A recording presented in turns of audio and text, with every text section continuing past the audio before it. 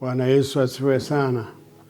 Ndugu wapendwa, na wasalimu nyote katika jina la Yesu Kristo mwokozi wetu. Ni kipindi kizuri wiki hii, ni wiki ya Pentecost. Kutokana na kanisa la Kristo Yesu liliweka pia utaratibu wa kukumbuka, ingawa sio tu kukumbuka tu kuadhimisha, lakini ni wakati pia ambapo kila mmoja anatakiwa kujipima na aweze kuona ya kwamba ana roho wa Mungu, roho wa Kristo, Roho Mtakatifu, au amepungukiwa naye. Kama hajampokea, atafute kumpokea, na kama amepungukiwa na Roho Mtakatifu, amuombe tena, mjaze tena. Ningependa kusema Pentekoste ni siku ambayo Roho Mtakatifu alizindua kanisa, na kanisa lilizaliwa katika nguvu za Mungu kutokana na Matendo ya Mitume sura ya 2 mstari wa 1 hadi wa 4.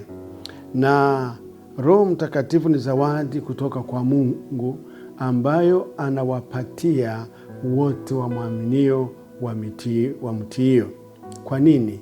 Ili aweze kuwapa nguvu, ili aweze kuwafanya wazaliwe mara ya pili, wafanane na Mungu.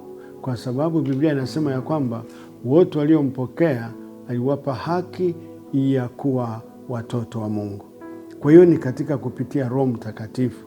Na kutokana na kitabu cha Yohana sura ya 3, Biblia inasema ya kwamba kuna kuzaliwa kwa Roho, na mtu akizaliwa kwa Roho anakuwa kiumbe kipya.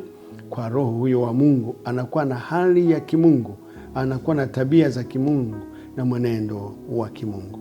Kwa maana hiyo bado Roho wa Mungu alitolewa na Mungu ili aweze kuwasaidia watu wale wamwaminio na kumtii wapate nguvu za kuwa shahidi wa Kristo Yesu, kwa njia ya kufanana naye, kwa njia ya kuishi maisha yanayofanana na ya Kristo Yesu, lakini pia ili waweze kuwa mashahidi kwa kuwafahamisha wengine jinsi ambavyo Yesu anavyoweza kuwaokoa.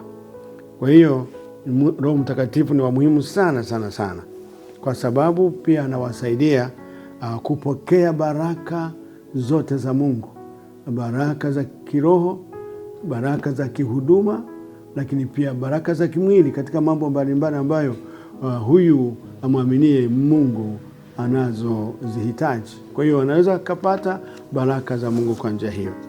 Pamoja na hiyo, Mungu Baba wa Bwana wetu Yesu Kristo ameahidi ya kwamba atawapa wale watu wamwaminio Roho wake Mtakatifu. Na hii ni habari njema kwako. Ninapokupatia salamu hizi za Pentekoste kwa wiki hii, ningependa kukukumbusha au kukusaidia ufahamu ya kuwa Roho Mtakatifu ni ahadi ambayo Mungu ameitoa kwa watu wote. Ukisoma katika Yohana sura ya 7 mstari wa 37 hadi 39, anasema ya kwamba yeyote aliye na kiu na aje kwangu anywe, naye mito ya maji ya uzima itatoka ndani yake. Yaani na kwamba hapa alikuwa anaongelea habari za Roho Mtakatifu. Lakini pia maandiko yanasema katika Matendo ya Mitume sura ya 2 mstari wa 39, anasema ahadi hii ni kwa watu wote watakaoitwa na Mungu wamjie.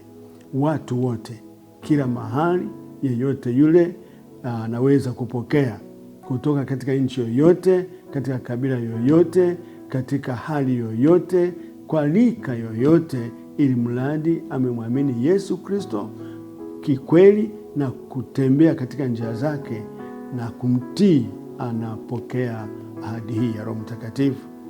Kwa maana hiyo basi, ningependa tu kukutia moyo ya kwamba usikubali wiki hii ipite bila kuwa umempokea Roho Mtakatifu kama ulikuwa bado. Kwa maana kwamba kwa kumwamini Yesu Kristo awe Bwana Mwokozi wa maisha yako kikweli, kumpatia nafasi atawale moyo wako. Lakini pia sio kwa sababu hiyo tu, na ya kwamba uweze kudai haki yako ya kupokea Roho Mtakatifu, kwa sababu Utakapoendelea bila Roho Mtakatifu utashindwa. Hautakuwa na nguvu za kushinda, hautakuwa na nguvu za kuweza kumwishia Mungu maisha yanayompendeza, kwa sababu Biblia inasema ya kwamba mwili hupingana na roho na roho naye hupingana na mwili, na kwa maana hiyo huwezi kufanya kile unachokitaka. Ni kutokana na Wagalatia sura ya 5 mstari wa 16, 17 na 18.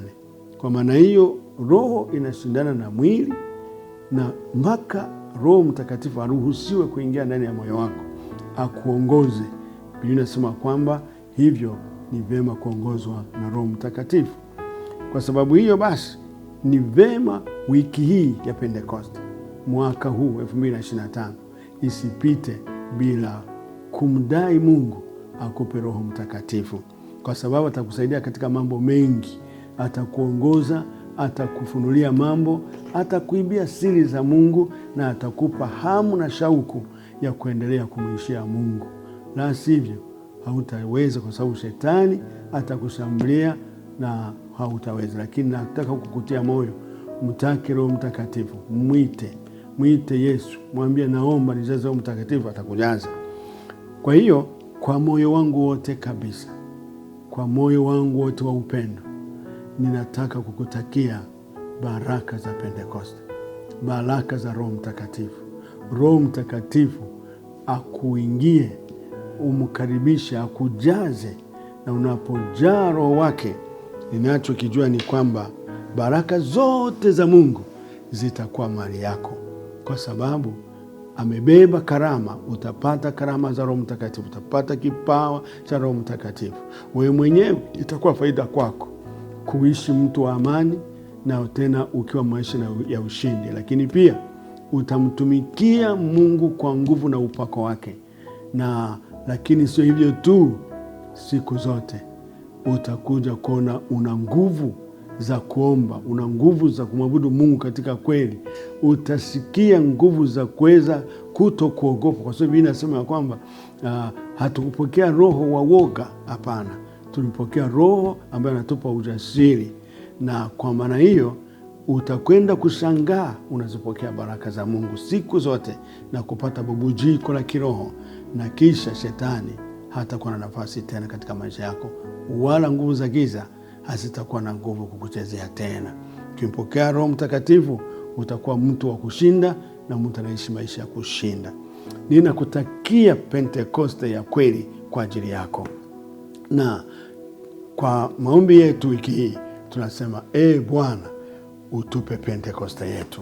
Na wewe ni miongoni mwa wale ambao nakutakia upokee Roho Mtakatifu kuanzia sasa na kuendelea, uishi maisha yaliyowezeshwa na Mungu kupitia Roho Mtakatifu. Ninakupenda na kutakia baraka, na kutakia amani, na kutakia ushindi, na kutakia maisha yaliyowezeshwa na nguvu za Mungu. Mungu akubariki.